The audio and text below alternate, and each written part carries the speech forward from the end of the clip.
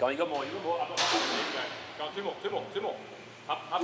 When we look at muscle groups that make up a large quad, obviously you've got your outer sweep, you've got your teardrop. I need 3 names, good athletes you have seen, like the best ones.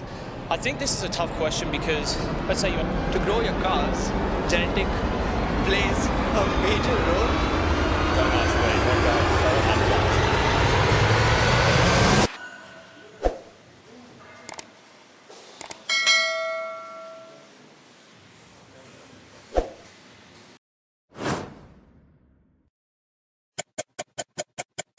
I want to know 2 good points to build muscle as much as possible naturally, all right? Well, I think this is a tough question because, let's say you only have 2. Like obviously the essentials are a good diet, calorie surplus, and very, very hard training and good recovery. But I think if I had to simplify it, at least for a beginner, I think the 2 things that you should be focusing on predominantly is protein intake and going hard in the gym. And when I say going hard in the gym, I don't mean training to a perfect program or anything like that.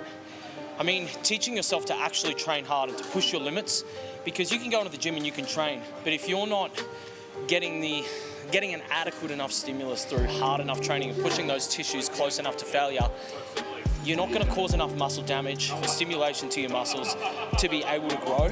For a beginner, I'd say obviously you want to get enough calories in, but just learning to eat enough protein and train really, really hard, that will go such a long way for a lot of people. If you focus on too many things at the one time as a beginner, you'll get a little bit lost in the weeds and you'll be focusing on things that don't necessarily matter as much. I always say big rocks first.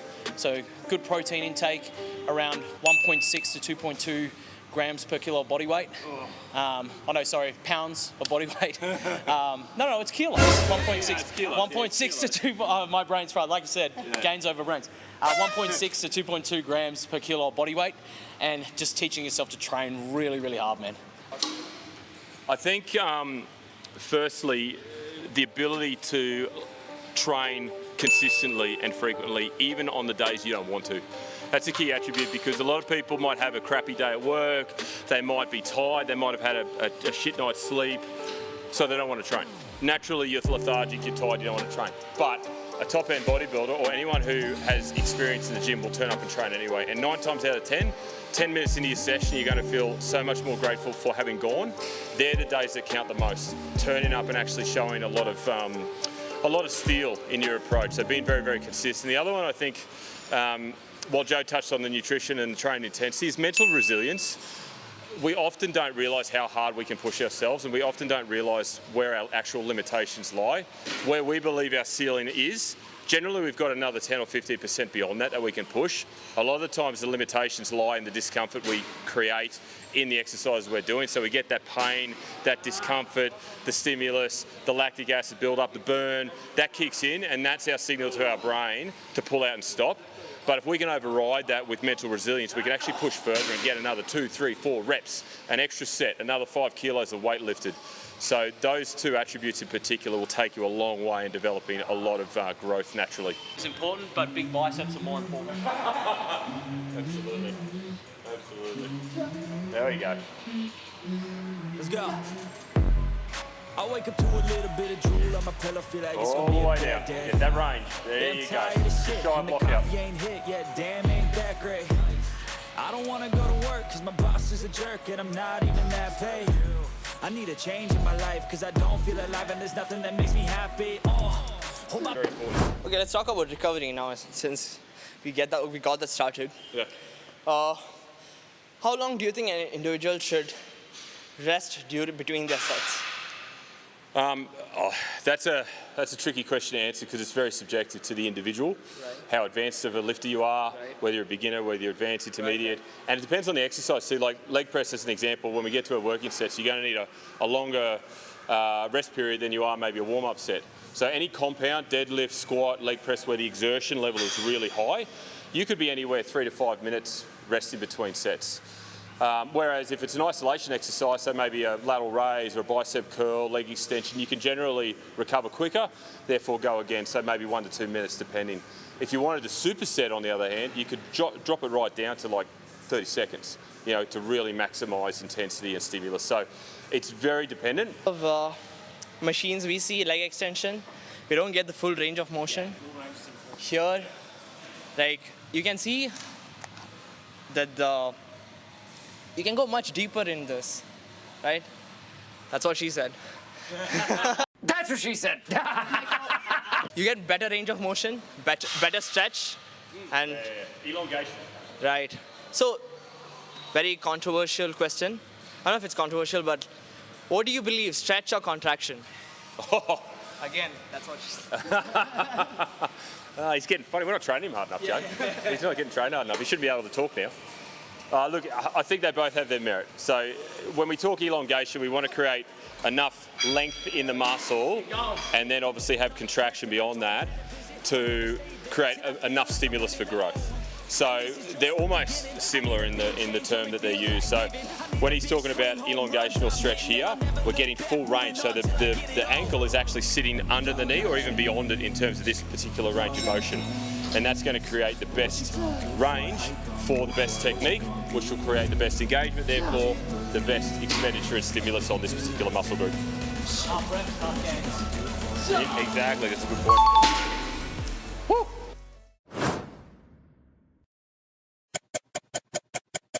Moving on to the sus machine, most famous for. Careful, careful, they're doing it after so long, so.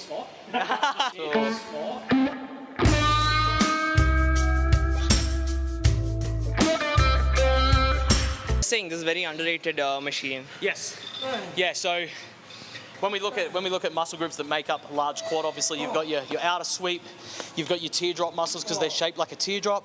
Outer sweep gives you the width. Teardrop gives you a bit more thickness down below down near the knee joint. But something a lot of people forget to do is train their inner thighs, because when you stand like that on stage, you can have super wide quads. Don't look at mine are crap. Okay, I don't have great quads. But if you want full, well-rounded quads, you got to fill the gaps, man. So the adductor muscle is actually quite a large muscle, and if you're standing there front on and you've got all these wide quads with these big gaps in the middle, it doesn't look any good. You want to fill the gaps. So to have bigger overall density or dense quads or denser quads, you need to train your adductors. So I would recommend still doing, you know, anywhere between 3 to 10 sets of these a week. Now, obviously, the adductors still work in a lot of lower body pressing movements and even some hinging movements as well. But training them directly is something a lot of people don't do. That would be like saying, oh, I don't need to do any bicep curls because I do a lot of pulling movements for my back. You're getting a lot of secondary volume there, but you're not getting any direct volume. So get on the sus machine and do your exercises. So if you're doing the ones that go out, the abductors, which are more the outer glutes, I would call them bad girls, or boys in this case. And going in, training the adductors, training adduction, these are the good girls, or good boys. So, Come on, you got more. you feel that? No, five more from there, from there. You feel dirty? You feel dirty? Through the knee. Two more. 1, and then 2. That's about to get there. To grow your calves, genetic plays a major role. Don't ask me. My calves, I don't have calves. That's why we stopped training. When was the last time you trained calves? Yeah. No, I train them, but they don't seem to grow. I put a fair bit of volume through them, but I think genetics does play a role. Like, this guy can answer that question better than me because he's got some calves. Oh, I don't know. It's debate. They're not that great, honestly. To be honest, I'll even say, like, I don't really train them that frequently. But I think, yeah, like, genetically, like, I know some people who have the most insane calves I've ever seen, and they don't train them. Yeah. Like, my fiance, she, like, even before she was training calves, like in like all her old photos before she started going to the gym, she had these giant, enormous calves. Like, she was incredible. Yeah, so I think genetics plays a huge role. And I'm not saying you can't improve them, because you can. Yeah, still train them. Yeah. But I think a big problem as well is that people see them as just an add-on to a leg session. They just do 2 or 3 sets at the end. Yep. What would you do for your biceps if you want to grow them? Yeah. You do about 10 sets a week, right? You should be doing the same with your calves. So if your calves are absolutely awful and your thighs, your hamstrings and your glutes are pretty impressive, why don't you start your leg session with calves when you've got the energy to push more? Do 4 or 5 sets, maybe 2 times a week, 10 total sets. Do that for 8 weeks, evaluate your growth. If it's still not enough, maybe you can bump the volume up. One more question I would like to Yeah. add on. Yeah. When it comes to judging, do you keep in mind that height also plays a major role? So do you take that into consideration? Yeah, I mean, we don't, but it ends up playing a role anyway in someone's overall development. So taller people just typically have a harder time filling out their physique, because if you have really long arms, you will always struggle to have big round arms. Like, I would say Paul probably has more muscle on his arms than I do, but if you put us next to each other in a front double bicep or a side chest, my arms would visually appear to be maybe bigger because I'm shorter than Paul, my arms are shorter.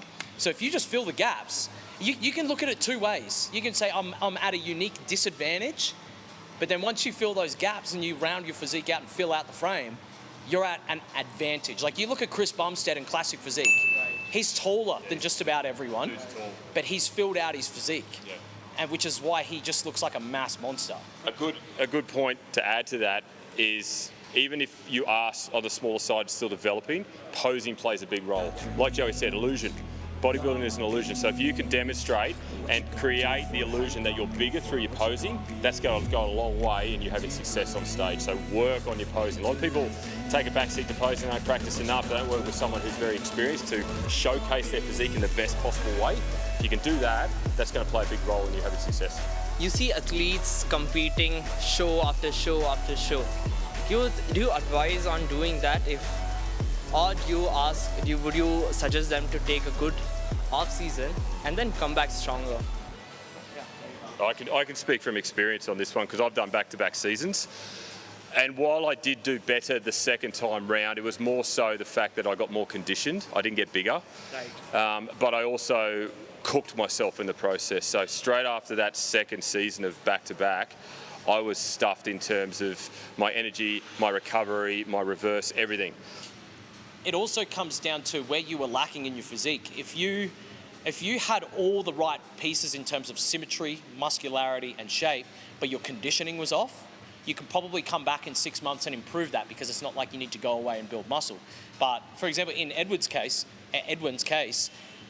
if you have a lot of gaps to fill and you've got to put muscle on, you can't afford to come back in 6 to 12 months. You need to go away for 2-3 years to actually work on building that physique, because your condition was good. The condition wasn't the problem. I need 3 names, good athletes you have seen, like the best ones. 3 best athletes you have seen in this 5 years of judging. Okay? Just India. Not that. Mangal? Yeah. Mangal was very impressive. He was incredibly impressive, like almost ridiculously impressive. Considering he won all 3 pro cards that day in all 3 lineups, that alone is a really difficult feat to achieve. But he was a clear standout, and I wasn't judging on that day, but I'm sure these guys had a tough decision in regards to, well, he's won everything else, but he's still the best there. So yeah, that's a standout. The guy who won the overall physique in Surat, I don't know his name, but he was really... Overall men's physique, you're talking about men's physique. A tall guy, a huge one? Yeah, his shoulder to waist ratio, his waist was just tiny. It was just a beautiful physique. So they're 2 standouts for me. I don't know. I think my favourite, I don't know if I'd say the most impressive, because he doesn't have the most muscle or the most amazing condition. Not that both of those aren't amazing. Could be Ashwin. Oh yeah. I think just like I said, he's not the biggest guy. He's obviously in great condition. He has great size, but just how his physique flows for his category, for men's physique, he's just perfect for it. And I think even if you put him up against someone who's bigger or leaner, he would still win, because his waist is so small, his chest flows into his shoulders flow into his arms, even down to his like calves and how his board shorts fit around his thighs. It's just, he's amazing. I think in my opinion, he's probably the best athlete relative to their category I've seen so far in India. I thought he was really impressive. He wears glasses. Oh yes, he was a goer. Yeah. Yeah, he was really good. I can't remember his name, but young guy too. Yeah. Yeah, he was unbelievable. Yeah. He's had an amazing presence. Some of those men's fitness guys at Goa Yeah. were just incredible. Yeah. Even the guy, I think we ended up giving him the overall, the short dude with the mustache. Hey, bro. See you. Good to see you, bro. I'll see you next time. For sure, for sure. Let me Thanks, know man. if you all are in Bangalore having some good food. Yeah. See you. Bye.